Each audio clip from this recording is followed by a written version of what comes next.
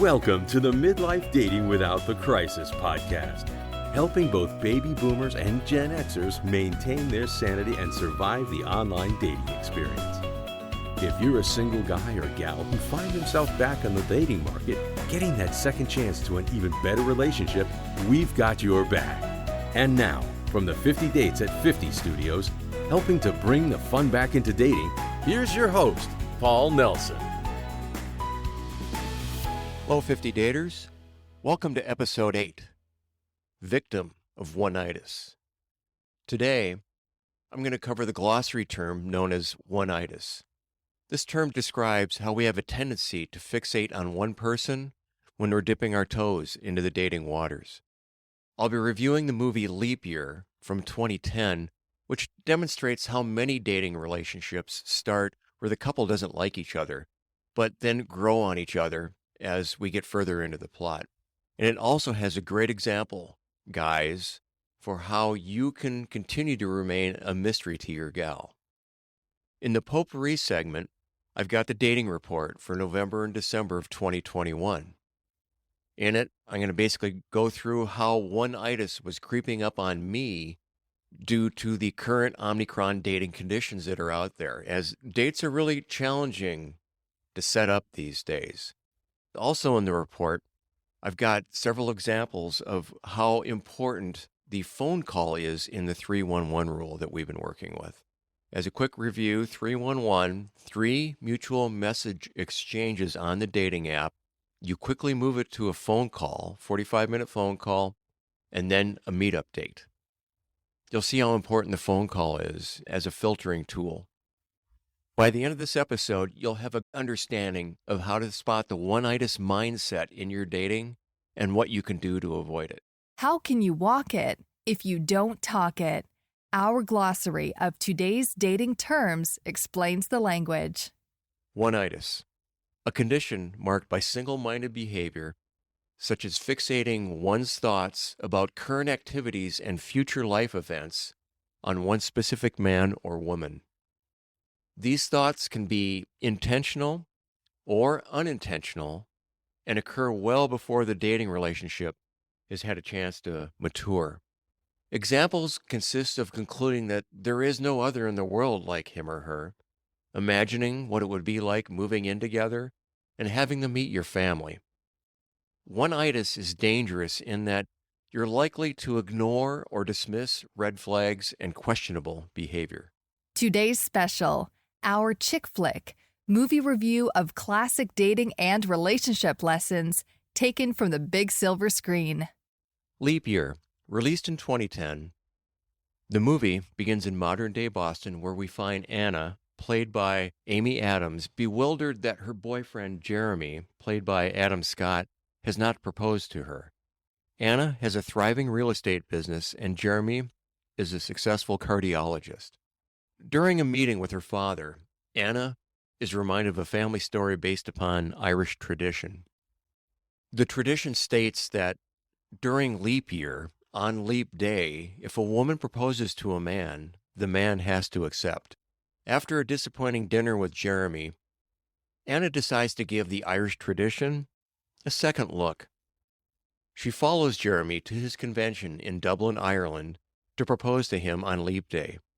Unfortunately, her flight is forced to land in Wales, and in the process of seeking alternate transportation to Dublin, she meets Declan, played by Matthew Good, an innkeeper in a small village. Anna warily hires Declan, who reluctantly agrees to drive her to Dublin. Chemistry develops between the two of them as they maneuver through unexpected interruptions. Now, Anna is faced with a choice.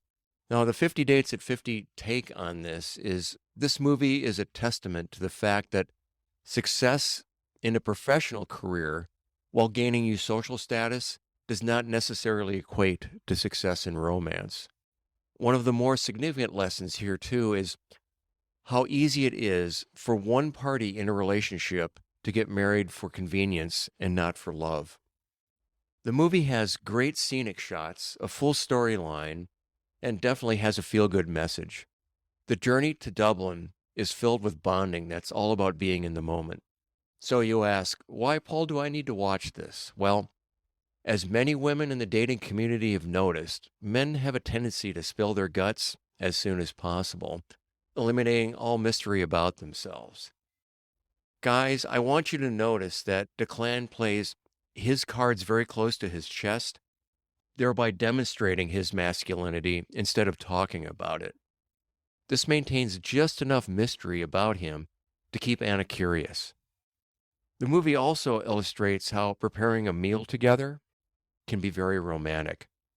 Declan's demeanor also is notable for his calmness and his determination to fulfill his agreement even when the chips are down. Potpourri is a mixed bag of the good, the bad, and the ugly. Listener-driven dating experiences and Paul's own adventures in the dating arena. In our Potpourri segment, I've got the dating report for November and December of 2021. And I want to let you 50 daters know that the flake rate is up around 80 to 90%. And what that means is for every 10 conversations I've started on a dating app, 8 or 9 of them fall apart. This is just like it was last year during COVID, where the ghostings, the deletions, and the date cancellations are just off the charts. Now, I'll let you know that Tinder and Coffee Mates Bagel are 2 apps that have really been underperforming these last 2 months. And Bumble and Hinge have been feast and famine. So let's get right into November here.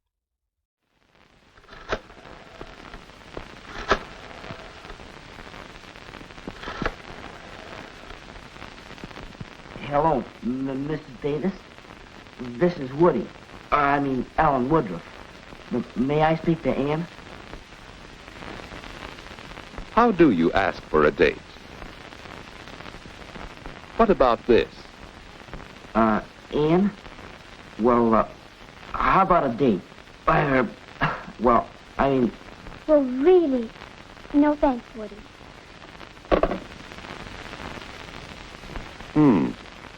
Well, suppose he did it this way. Hi, Ann. What you doing Saturday night? Well, I guess I'm busy. Oh, yeah? Any chance of giving him the brush off for me? Well, of all the nerve. Well, is there another way? Ann? This is Woody. Well, I have a ticket for the High Teen Carnival Saturday, and... Well, would you like to go? Why, yes, Woody. I'll have to talk to my folks about it, but I think I can go. That would be fun. Yeah. Well, shall I pick you up about 8 o'clock? That's fine, Woody. 8 o'clock Saturday. I think it'll be all right, but I'll let you know for sure. Bye. A date with Woody. Saturday. Now, in November, I had 5 phone calls set up. 2 meetup dates scheduled, 1 which was canceled, or we'll call this a broken date. And when broken dates happen, when guys or gals break a date, it generally takes place, it's like clockwork, about 2 to 3 hours before you're supposed to meet.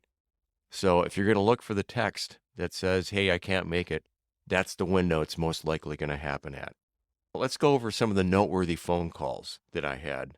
Call number 1, have you ever had one of those conversations on the phone where the conversation is like pulling teeth? That's what this was like. And 50 daters, the thing to understand is when you get to the phone call, this should actually be pretty easy, because this is where you can talk about family. Most Gen Xers and 50 daters, most I say, have kids. And this is where you can talk about your kids. You can also talk about your occupation, kind of get an idea what the person does. And you can also pick out a topic that's something in their profile. It could be anything from their favorite Netflix series to where they like to hike. So it should be real easy for you to carry on a conversation. And in this particular conversation, I was getting yes and no answers to how and why questions. So obviously, I didn't ask the gal for the date on this one. Call number 2 was from Hinge, and this was a 35-minute conversation. This took place just before Thanksgiving, by the way. I called the gal up, and when I make these phone calls, I set them up at a specific time in the theory that the woman is ready or has time to focus on the phone call. And I find out more than half the time they're not focusing on the call.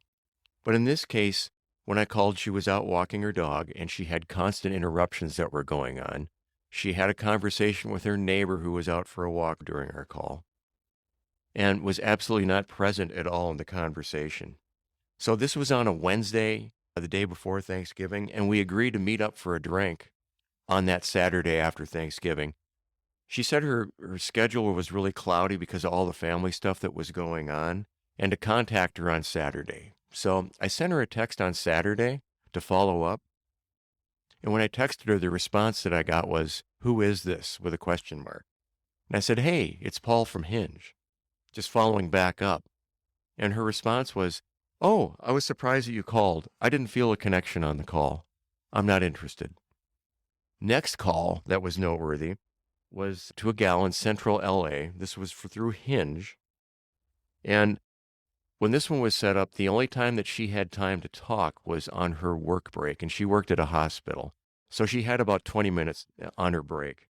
During that 20 minutes, we talked about the 2 books that she was writing, her holiday plans that her and her son were going to do, and the conversation generally flowed quite well. I asked for a meetup, and she agreed. I said, "I'll pick a time, a date, and a location," because she had to go back to work at this point. Didn't have time to sit down and go over a specific location with her on the phone. So I said I'll text you the information, time, date, and location, and we could meet somewhere halfway between where you're at and where I live here in Orange County. And then her response was, "Spoken like a true man of chivalry." And then we hung up.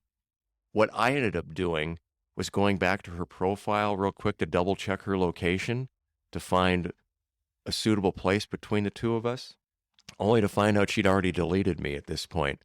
So I do what I've learned to do in this situation, and that's ask for some feedback. So I sent her a text saying, "Hey, I noticed you deleted me. I'd just like a little feedback as to why our conversation went south." And her response was this: "I was taken back by the meet halfway comment.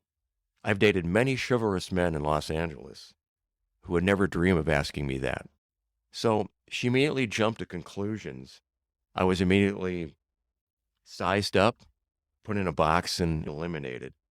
And the funny thing was, all I did was ask her to meet halfway between where we lived. If she wasn't comfortable with that, all she would have had to have said was, "Hey, I'm more comfortable meeting somewhere over where I live," and I would have been more than happy to accommodate that. But now this begs the question. If she was talking to Brad Pitt, George Clooney, John Stamos, or let's say John Bon Jovi, if they asked her to meet halfway for a meetup date, what do you think she would have said? I rest my case. Further disappointing in this call was throwing that zinger in there about the chivalry comment. And unfortunately, this is how a lot of daters act online, and it's disappointing and frustrating at times. The good thing here is 311, the call portion of this is actually working. This eliminated me from actually getting involved with a gal like this. So 50 daters, what I want to remind you is you always act with class in these situations. You never throw zingers back. Next up was a Bumble date. This was a meetup in Huntington Beach. Getting reservations or getting seats at any place at this point in time was really difficult. So I went ahead and made reservations at an Italian restaurant. And when I got to the location, they had lost the reservation. Now, the first thing you'd think is, am I setting up dinner and drinks? No, I was setting up time to meet over drinks and appetizers at this point. But the main point here is the reservations disappeared or got lost. So I put in a new set of reservations. Then I texted the gal saying, "We may have to go to plan B. I'm looking at a different location because they lost the reservation. I put new ones in. I'll keep you posted." And I went across the parking lot, and I found that at California Pizza Kitchen, even though they had a line, there were 2 seats at the bar that were open. So I was able to quickly get those 2 seats. And going to a plan B, guys, this would normally be a good thing.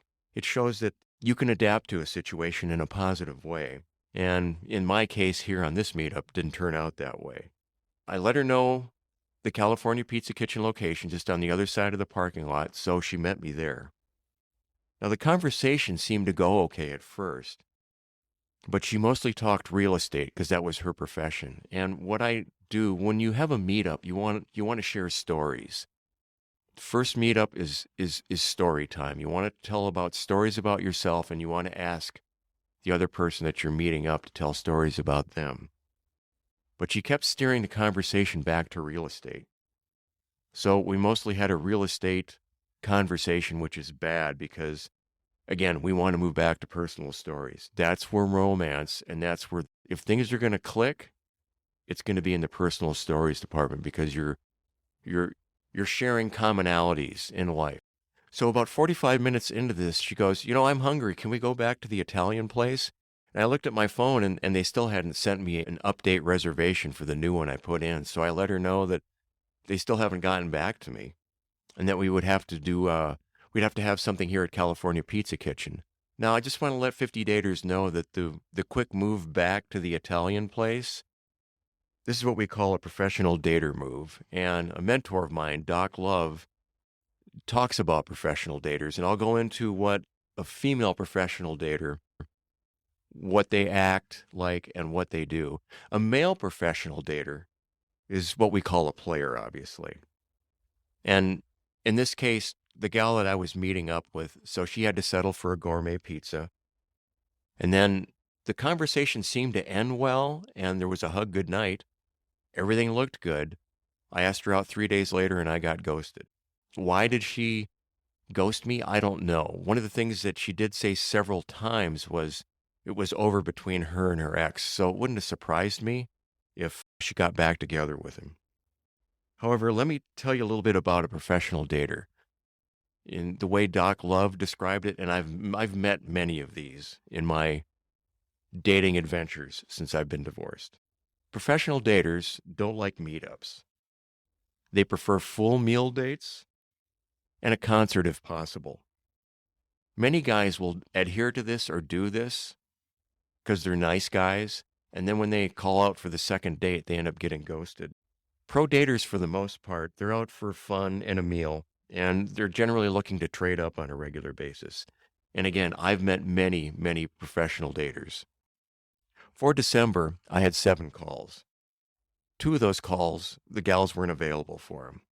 I ended up with 4 meetup dates that I scheduled, 2 of them which became broken dates. So here are the noteworthy portions of December. Call number 1. Now, this one came from Tinder. This was another gal that was preoccupied on the entire phone call. She was cleaning her kitchen and then went to cleaning her car during the conversation. This gets frustrating because as I'm trying to talk, I can hear the beeping or the ringing of the door, the car door being open in the background.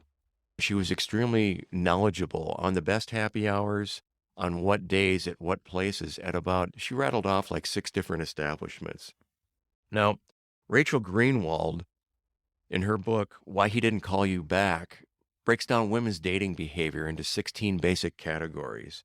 And in this particular one, this gal was a cross between what Rachel would call the blahs and the wino. Okay, the blahs means it's very boring or nothing noteworthy about the conversation. The wino comes from this extremely detailed knowledge on happy hours. So at rehearsal that night, after this phone call, my bandmates were completely horrified when they found out I didn't ask for the date. They gave me a bad time because, and lectured me saying, that looked like a sure thing, especially from a gal that was that well versed in where all the happy hours were. So again, I didn't ask for the date on this one. Call number 2, this one is from Coffee Meets Bagel. This one had some real great potential. She was not available to meet on weekdays. On weekends, she only had windows of time to meet, but unfortunately for the next 2 weekends, she had family stuff going on. So I wasn't able to set up a date for this one as our schedules fell through. So I asked the question in this situation, if you can't meet, why is your profile online? You should be hiding your profile or taking it down if you're in a position where you can't meet up. Call number 3.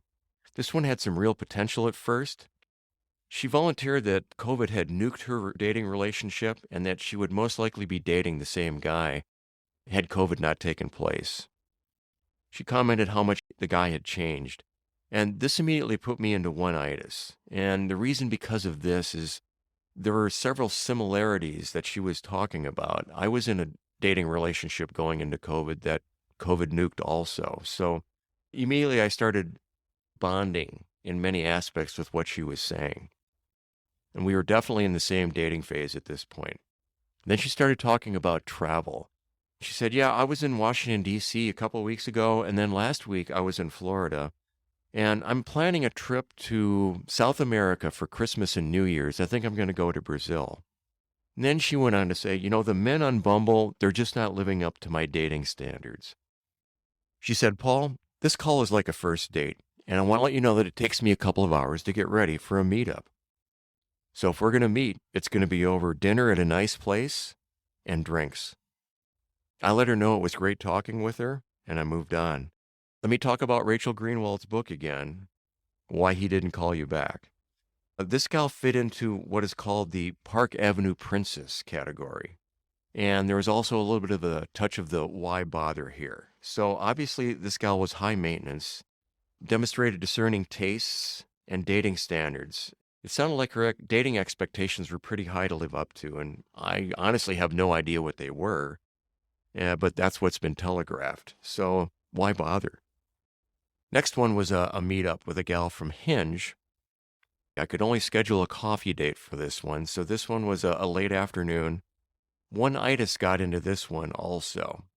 Now, the conversation went well, and we were bonding over Hallmark Christmas movies. Those movies you can always predict the end to, but they're still kind of fun to watch. Well, one of the warning signs here was she didn't ask a lot of questions, and then she let me know that her kids pushed her into getting back into dating. So this tells me she's in a different dating phase than I was. I was the third person that she'd met in online dating, and I want to share that she had an absolutely hilarious story about her first 2 dates. Her story was so funny, it was absolutely worth meeting her just to hear it. Unfortunately, I'm not in a position to share this story because it requires context to build up to, and it could be easily taken the wrong way. Our conversation went well.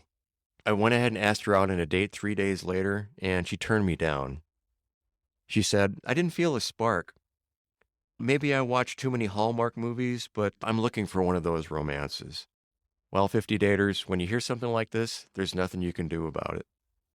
And for the record, when it comes to coffee dates, guys and gals, what's important to understand here is a coffee date is not where you look for a spark. This is where you help identify normal. Is the person normal? Romance, it doesn't start over a cup of coffee in the mid-afternoon sitting across from each other. And incidentally, when you do go on a meetup, if possible, you want to sit kitty corner or with the elbow of the table between you. That's more when romance happens. I'll get into some additional information on that on future episodes. You know how it is when you sit at a table? You have somebody that sits across from you, and then you have somebody on your left or your right. You want to set it up so that you are sitting and facing the person on your left or your right. When you face somebody across a table in a meetup dating situation, that's like a job interview. We want to steer way away from that. To follow up and end all this for December, the last 2 meetups that I had scheduled had to be postponed due to potential COVID exposures and cold symptoms. And then when I got back together with these gals to try and reschedule, I was ghosted in both situations. So let's review what we've learned from the November and December dating report on what the current dating trends are. Oneitis sneaks in when your options seem limited, as it did for me. The dates that I made for November and December, they took a lot of work to set up, so I started thinking about them quite a bit. When you have limited success and no second dates, whatever dates that you can put together, you do end up focusing and thinking about those a lot more. So to avoid Oneitis, 50 daters, you need to have activities that you're passionate about to help get you through the rough times. An example of that would be like if you do charity work, you need to put yourself into your charity work. Or if you're into personal growth, work towards that. If you're into arts or performing arts, spend some time and focus on that. You need to have something that you look forward to that you're very interested in on a daily basis. For me, as an example, again, I've mentioned I play in a cover band. I've got to learn new songs. I take weekly dance lessons. I'm currently giving the website a facelift for both 50 Dates at 50 and for our band. I'm working on this podcast and I'm taking a video course, so I have lots of stuff to keep me busy when things get rough. Now, if your passion is about dating and relationships, you're going to be in real trouble. One of the ways you can kind of identify that is if you're mistaking activities for passions. And some examples of that would be going out for drinks with friends. If that's one of your favorite passions, that's more of an activity. Going to Disneyland, for instance, watching classic movies, that's an activity, not a passion. And a lot of people mistake this for being passion. We also learned here why the phone call is so important. When you get somebody on the phone, they'll generally do a good job of telling you or showing you who they are. And this does a great job of eliminating those who are on the dating apps for entertainment. It exposes those who really aren't interested in dating you. It also helps expose the professional daters, and it saves you hours of potential wasted time. And to us 50 daters, time is an extremely valuable commodity. We've also learned here, too, that meetups from online dating have an inherent flaw in that most times on these meetups, the people that you are dating or meeting up with will not give it enough time to work. So in this case, when it comes to online dating, one and done, where you just meet up and you don't hear afterwards, streaks of one and done, time after time, which I call fast and furious dating or instant gratification dating, these can be normal at times. And again, this is why you need passions to get you through this. 50 daters should recognize that it takes generally 2 or 3 dates for things to really start to develop. And you need to be patient and learn to slow things down. And that's why I'm here. I'm here to help you learn how to give yourself the best chance of getting to that second date and that third date so that things can develop. I'm also here to help you to identify and eliminate the minor slip-ups that get you quickly disqualified. As you can see, in some of my experiences for November and December, I got disqualified for a pretty lame reason or two. I'm here in the dating trenches with you, and I'm being upfront and honest as to how difficult dating out there right now really is. But I want to let you know, 50 daters, we'll get through this stretch. Just stick to your dating plan, and whatever you do, do not give up. And that's it for this episode. And let me give you a little dating humor before I go. This comes from laughgaff.com. Why is dating a tennis player horrible? Because love means nothing to them. Until next time. Thanks for listening to this episode of Midlife Dating Without the Crisis. Eager for more dating support? Visit 50dates@50.com for lots of free quality content. Get access to dating and relationship commentary, advice, Q&A, funny stories, movie and book reviews, along with other resources to help 50 daters sort out the pretenders and find quality dating and relationship-minded people. And remember to subscribe so you don't miss an episode.